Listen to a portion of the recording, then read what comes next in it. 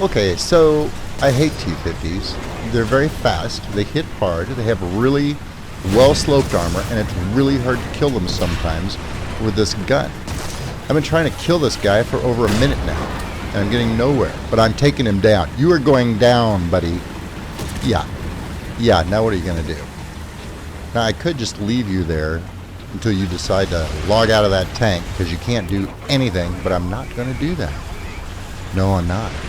I'm going to shoot you, and I'm going to kill you, and then I'm going to drive a stake through your heart and fill your mouth full of garlic so I can be sure you're not coming back. Okay, I feel better. Did I mention I hate T-50s?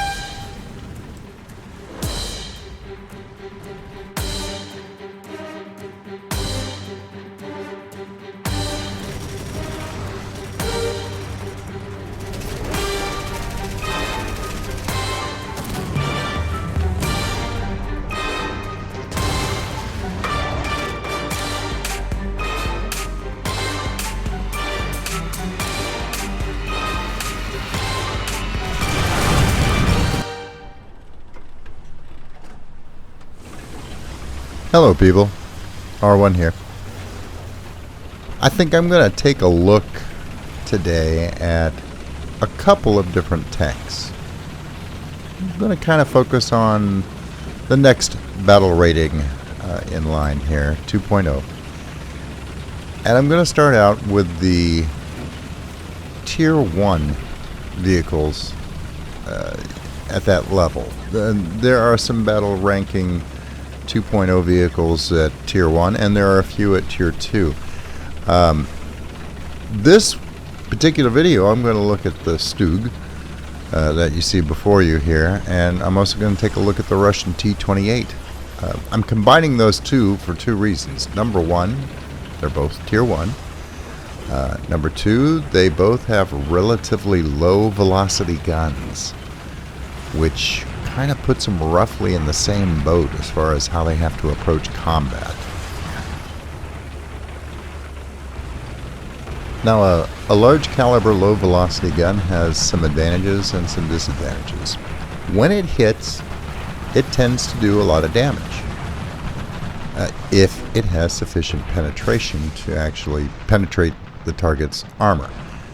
Sometimes that's a big if. Low velocity guns don't have a lot of penetration sometimes.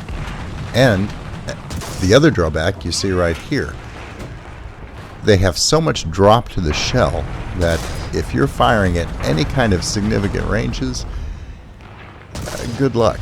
If you don't have a really clear field of view and time to range your shots and lock them onto the target, well, you just are giving away your position and inviting return fire like that. That can be a little frustrating. So I tend to use vehicles like this at close range. At least at close range when you're operating with default or standard ammunitions that it comes with. Once you upgrade your ammunition to a little better quality, you can play with it a little bit. Your velocity comes up just slightly, which helps a little bit with your accuracy. What really improves with the better ammunition is your penetration.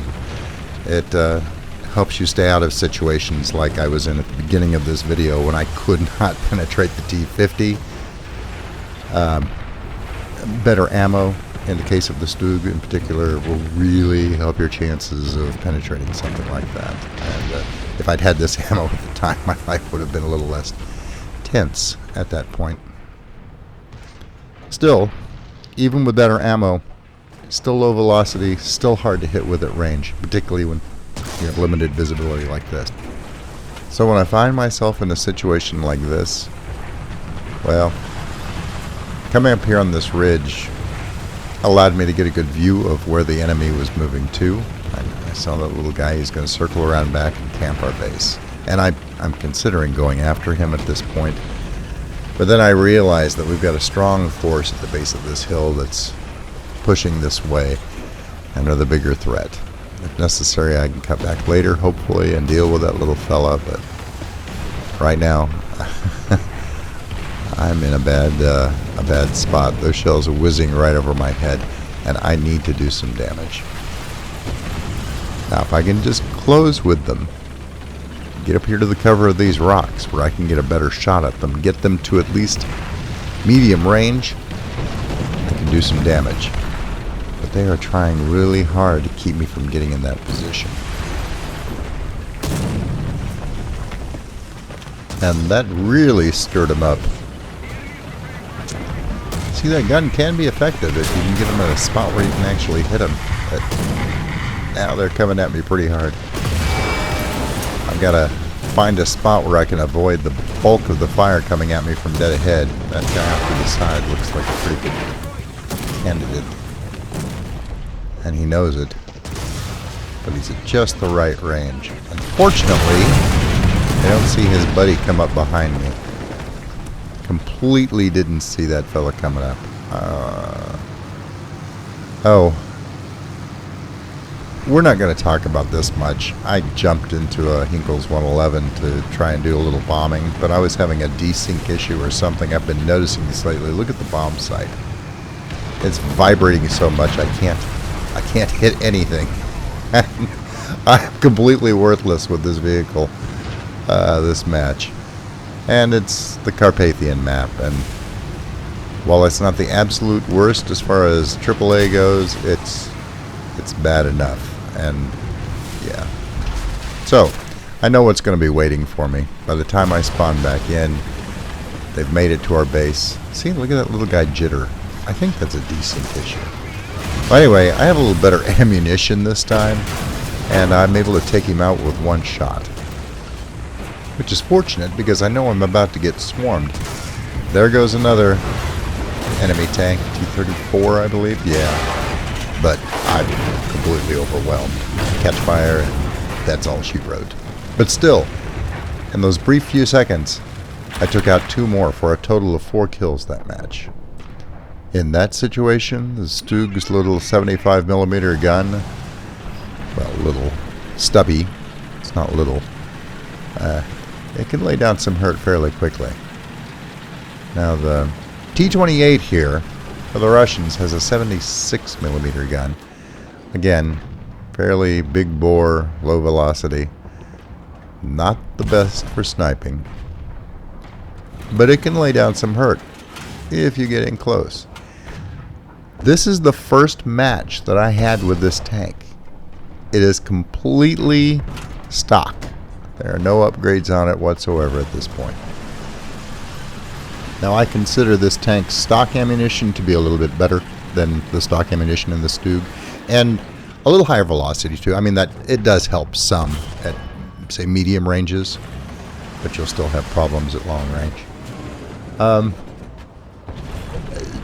Of the 2 guns, though, comparing the 2 vehicles with stock ammunition in both, I'd have to give the edge to the T-28.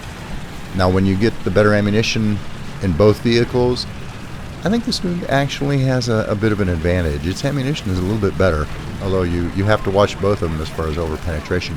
Well, heck, you can get in situations where you can over-penetrate even with the stock ammunition in the T-28, and you'll see that a little bit later on too, unfortunately. I'm going to go ahead and skip ahead a little bit. I'm going to mosey around to the right and try and do a flanking maneuver and head in the general direction of their spawn point over near the C cap point. It's going to take a little while to get over there.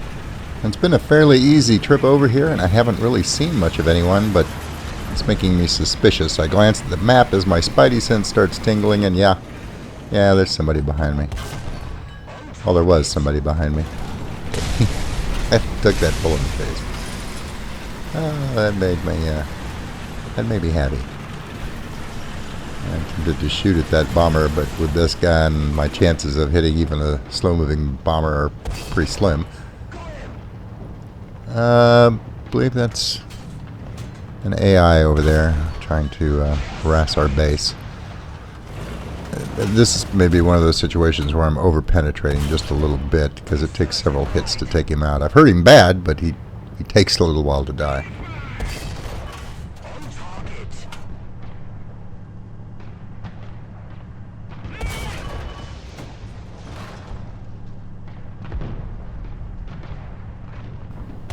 I finally set him on fire, so he's on his way out.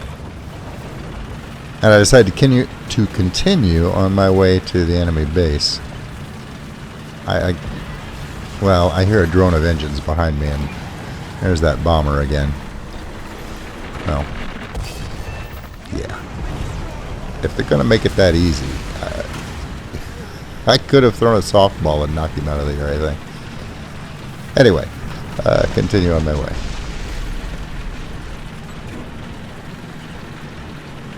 Now, from the looks of the map, I think I spotted somebody just over this hill, so I'm anticipating things are going to get a little nasty. Yeah, there's a fellow off to the right, and I think there's somebody here to the left as well. Yeah. This could get a little dicey. I blow that shot, and I know I'm exposed from the right, and I take some damage.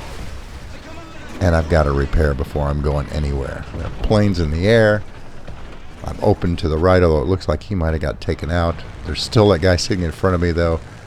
And I got about 40 seconds left to repair. So I'm kind of sweating bullets here for a little bit. I'm just waiting for him to poke his head over the top of that rise. But I keep my gun pointed at him. At least my turret's not messed up.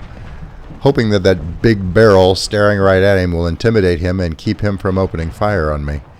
And apparently, for quite a while here, it does. He's a little nervous. I'm kind of surprised he didn't call in artillery on me. He may have been in between the ability to call it in on me and in his waiting period. But when he finally does poke his head over the ridge, I've just about finished up my repair.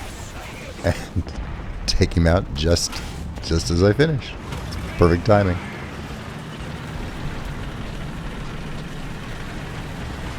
Okay, I'm going to resume my journey over toward the enemy base. I'm not really intent on camping the enemy base. I just won't want to interdict anyone heading in this direction from the enemy base. Keep them away from those bases in the center of the map. And, yeah, I know. No way in hell. But, you know, I had to try. Shut up, leave me alone. Anyway, still continuing on. And lo and behold, descending on me like the wrath of God is the fella I just killed. He's traveling just as fast as he can, coming at me like a guided missile. For absolutely no good value. I'm sorry, buddy. You really didn't give me a choice there. Well, considering we've been in a stalemate so long, winning this match, I've decided I'm going to wheel this beast around with all the grace and agility of a pregnant moose and head toward the center of the map. I'm going to keep myself between the base I'm nearest to and the cap points, if at all possible, which is a little nerve-wracking because my back is to that spawn point right now, and I'm going to have to keep an eye on what's ahead of me as well as what's coming up behind me at all times.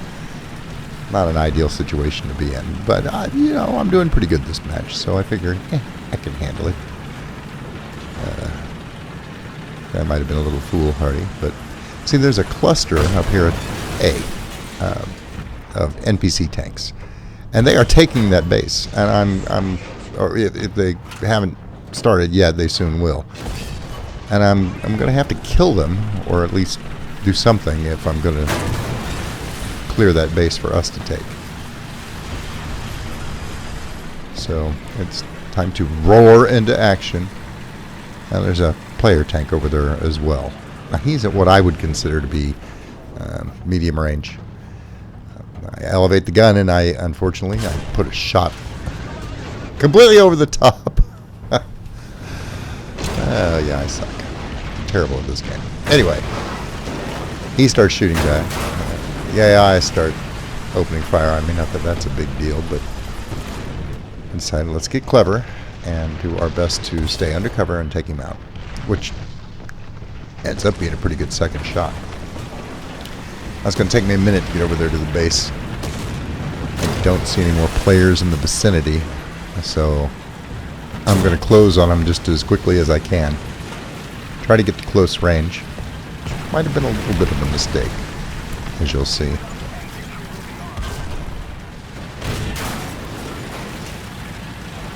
You know, this big thing may not turn very well, but it actually can build up a pretty good head of steam if you can get it going in the same direction for more than a few seconds.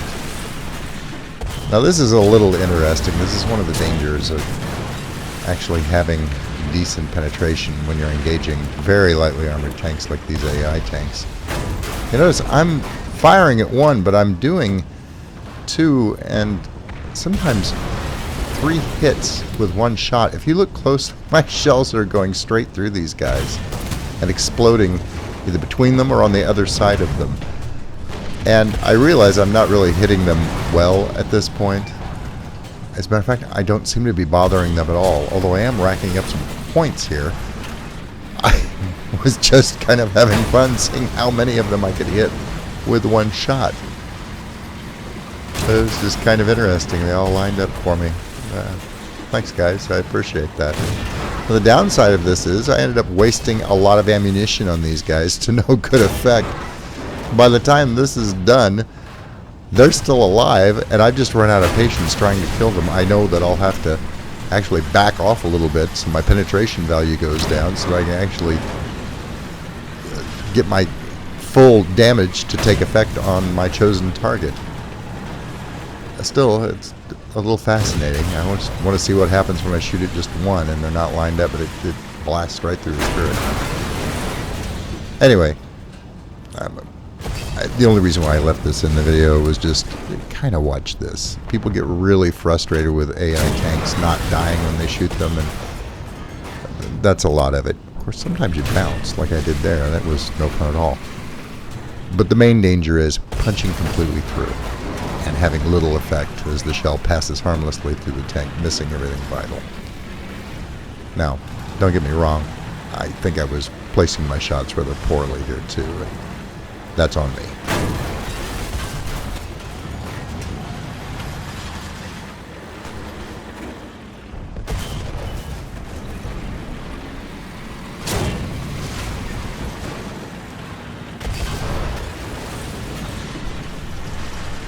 So okay, enough of that. I'm going to head for C.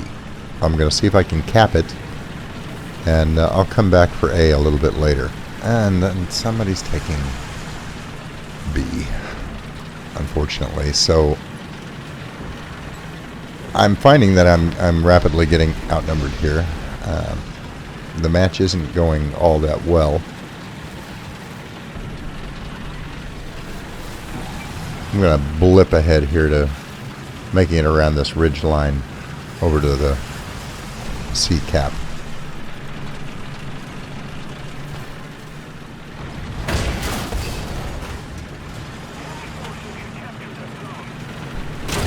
Now you see,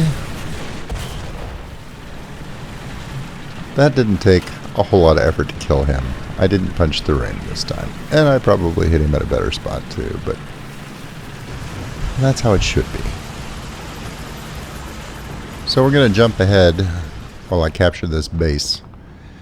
And during that time period, we've lost teammates on both sides. The last fella supporting me dies, trying to make a run on the A cap point in the center of the map.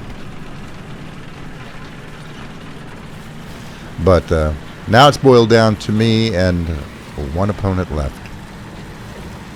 And I'm starting to look for him when well, he was looking for me too. He knew where I was. So it comes down to the two of us. The deciding factor in this is going to be placement of shots and individual driver's skill, which, well, yeah, that doesn't leave me in a good position, does it? We're both battle rating 2.0. We are kind of an interesting matchup. He has better armor than I have. I don't know if he has his better ammunition or not. It doesn't really matter. Even his stock ammunition will penetrate my frontal armor on the turret or the hull. I only have the stock ammunition, and it will not penetrate unless I hit a weak spot. So I'm trying to pick very carefully the points that I'm going to hit on his tank, because otherwise I'm not going to do anything at all. Where he's going to hit me and hurt me with pretty much every single shot that he fires, unless he really hits at an oblique angle. And as you see, he starts taking his toll. He's incapacitated me. I'm repairing my engine. My loading is slowed down to a crawl. I'm desperately aiming for that driver's hatch to try and kill these crew members, which I'll have some success at that, but not enough. He's set me on fire. He's destroyed my engine. I'm trying to reload for one last shot. If I can just kill his gunner or take out his gun, then I may survive. No, it wasn't meant to be. But it was close. I gave him a good fight. But again, he could penetrate me even with the stock ammo, and I couldn't penetrate him unless I got very precise shots. And as I say, this was my first match with this tank. I wasn't really used to it yet and hadn't figured out all the intricacies of how it needs to be played. But still, I think I gave him a pretty good run. I'm going to spawn back into this tank, but I'm too far away. I'm not going to be able to get to that center base in time to stop him. The match is just about over anyway. Well, anyway, there's the look at the Tier 1 offerings at Battle Rating 2.0. They're kind of interesting. They've got those massive, big-bore weapons. Low velocity, although, as I said, the T-28 is not quite as low a velocity as the Stug is. They suck at long-range combat. They kind of suck with their default ammunition, depending on what you're going up against. But once you get them upgraded, once they can penetrate, and if you can get your opponents at close range, they do pretty good and can really tear some stuff up. But you have to have patience to get there. All right, I'm going to leave it at that for now. No need to drag this out. You folks have a good night. If you liked the content, be sure to subscribe and please share with your friends. And until I see you again, good hunting.